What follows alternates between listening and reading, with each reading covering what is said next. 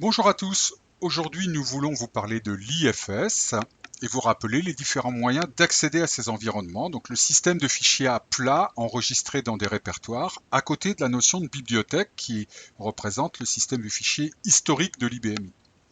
Plusieurs manières d'accéder à l'IFS, commande worklink. Avec la commande worklink, vous êtes par défaut dans votre Home Directory, mais si vous le souhaitez, vous pouvez très bien aller directement dans un répertoire particulier en saisissant les informations qui conviennent.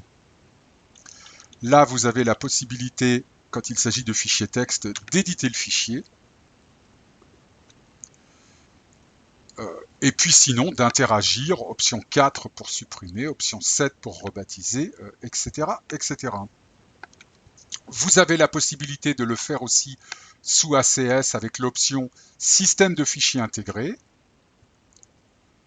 Là aussi, vous êtes dans votre Home Directory. Voilà toutes les actions possibles sur un fichier. Là aussi, supprimer, changer de nom, téléchargement. Donc, télécharger 3 petits points, vous choisissez le répertoire cible. Téléchargement 3 petits points, c'est plutôt pour faire de l'upload. Copier, coller, gestion des droits, des caractéristiques, etc. Et là aussi, si vous voulez dans un répertoire particulier, vous saisissez le nom du répertoire et vous y êtes.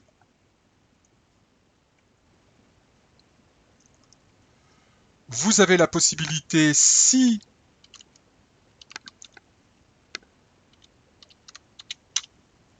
vous avez démarré SSH, d'accéder par exemple avec des outils comme PuTTY. Si vous êtes sous Mac, Linux, Windows 10, vous pouvez éventuellement le faire directement par un terminal en tapant SSH, votre nom d'utilisateur, arrobas, le nom ou l'adresse IP du power.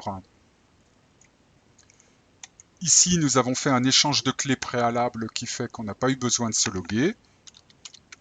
De fait, on est bien dans la bonne directory. ls vous affiche tout. ls étoile.sh ne vous affiche que les fichiers avec l'extension .sh. Et enfin, si vous préférez passer par l'utilitaire Midnight Commander pour manipuler les fichiers, ça vous évite de saisir les commandes. Vous pouvez aussi utiliser un produit comme WinSCP, toujours si SSH est démarré.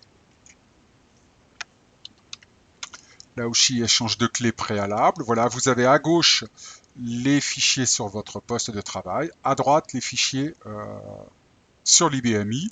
Là aussi, vous avez des possibilités d'action qui sont multiples, dont un éditeur interne pour éditer les fichiers texte.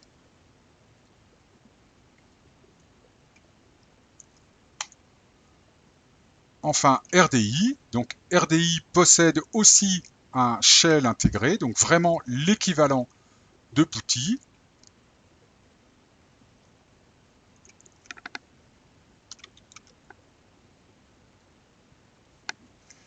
Mais RDI permet d'accéder à l'IFS.